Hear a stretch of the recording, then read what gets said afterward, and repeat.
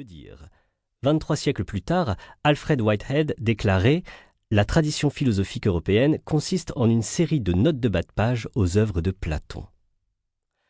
Au IVe siècle avant Jésus-Christ, Platon fonde une école à Athènes dans le jardin d'Académos. Le nom du lieu donna celui de l'école, l'Académie. Que ce mot ait pris le sens qu'on lui connaît aujourd'hui est un autre témoignage frappant de l'importance de l'héritage intellectuel de Platon.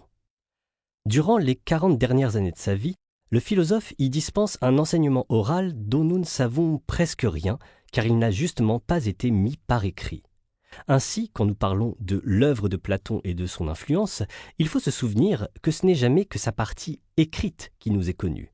Or, si l'on devait prendre au mot sa propre critique de l'écriture, il n'est pas déraisonnable de penser que ce n'est pas cette partie que Platon lui-même aurait jugée comme étant la plus importante. Les œuvres écrites de Platon n'en sont pas moins d'une incroyable richesse.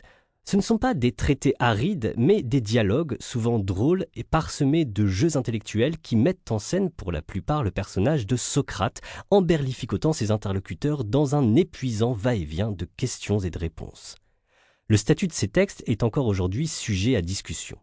Il s'agit de textes littéraires qui présentent une dramaturgie élaborée et qui étaient destinés à une diffusion publique. Peut-être avait-il pour principale fonction d'inviter à la pratique de la philosophie sans nécessairement refléter les véritables enseignements de l'académie. Ces joutes dialectiques seraient en quelque sorte la version philosophique des démonstrations de combat de moines Shaolin. Le scénario est souvent le même, classique mais efficace. Un sophiste, un peu trop sûr de lui, roule des mécaniques devant l'humble Socrate qui se présente comme un ignorant. Mais après quelques échanges dialectiques savamment chorégraphiés, le vieux maître coince son insolent adversaire dans une contradiction qu'il n'avait pas vue venir. De fait, le contradicteur d'un dialogue socratique finit souvent par servir de punching ball parlant, n'ayant plus rien à répondre que « tout à fait, Socrate, il n'en est pas autrement ». L'œuvre écrite de Platon demeure en tout cas monumentale. Il n'y a pas un seul champ de la philosophie qui ne plonge ses racines d'une façon ou d'une autre dans quelques-uns de ces vénérables dialogues. Présenter même succinctement les divers aspects de cette œuvre reviendrait à établir un catalogue assez vain et qui pêcherait forcément d'une façon ou d'une autre, au moins par omission. Aussi, venons-en sans plus attendre au point particulier que je voulais développer dans ce chapitre, la paradoxale critique de l'écriture dans les écrits de Platon. Elle est principalement développée dans le passage du Phèdre où Socrate relate le mythe de Thoth, inventeur de l'écriture.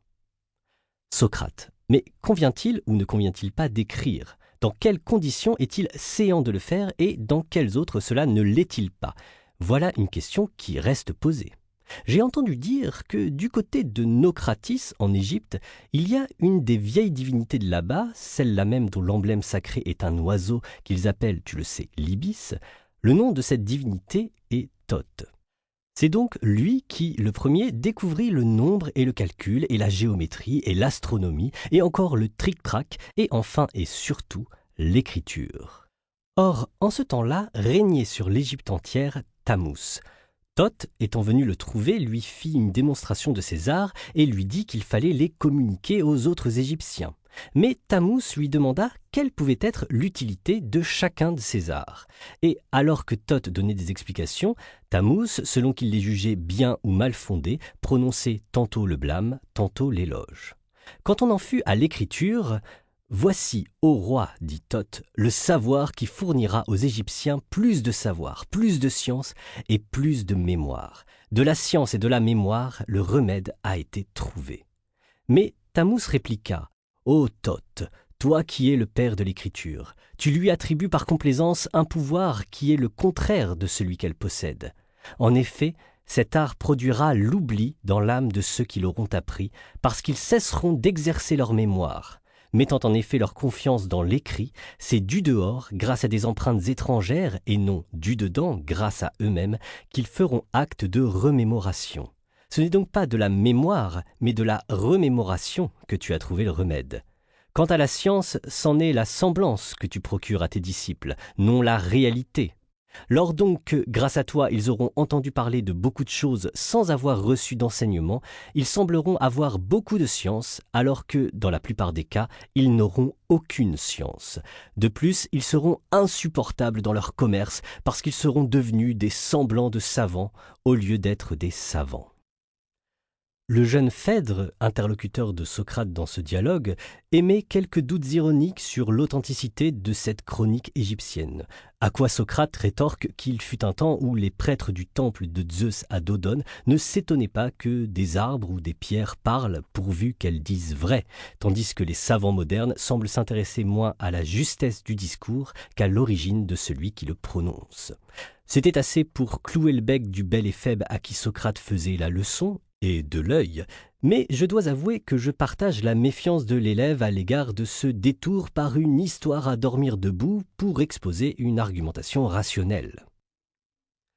Ce n'est pas un cas isolé dans l'œuvre de Platon à qui l'on pourrait diagnostiquer une sorte de mythomanie philosophique qui se manifeste par les nombreux mythes et allégories dont il ne peut s'empêcher de truffer ses dialogues.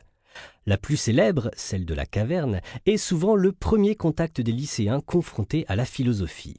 Imaginez des prisonniers enchaînés au fond d'une caverne. Leur tête maintenue immobile, ils ne peuvent rien voir d'autre que des ombres projetées par un feu sur le mur en face d'eux, et ces ombres sont pour eux la réalité même, jusqu'à ce que l'un d'eux brise ses chaînes, tourne la tête et aperçoive les objets et le feu qui en projettent les ombres. Il sort et voit la lumière extérieure, le monde à la surface, et enfin le soleil lui-même. Je ne sais pas ce que les élèves retiennent de cette étrange allégorie, mais ils peuvent certainement sympathiser avec des prisonniers forcés d'étudier des ombres inintéressantes alors que le soleil brille dehors. L'allégorie de la caverne est un point de départ classique pour un cours de philosophie, alors même que son interprétation semble assez difficile en vérité. Cela pourrait donner une dimension héroïque aux professeurs brisant les chaînes des élèves pour les amener à la lumière, mais le déroulement du cours de philosophie est peut-être mieux évoqué par la toute fin de l'allégorie. Lorsque celui qui est sorti de la caverne revient auprès de ses anciens compagnons pour les libérer, ceux-ci le prennent pour un fou et, s'ils s'avisent d'essayer d'ôter leurs chaînes, ils tenteront de le tuer.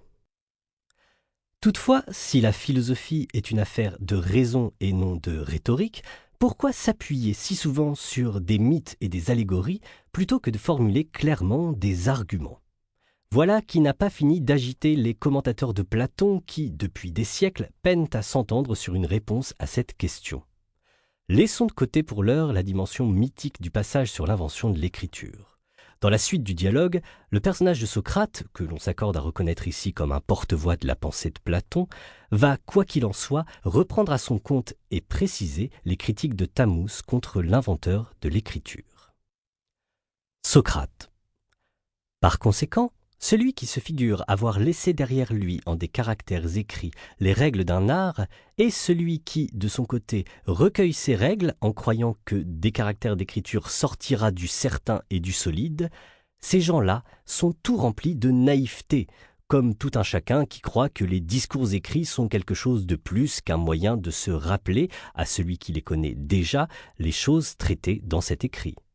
Phèdre, tout à fait juste. Socrate.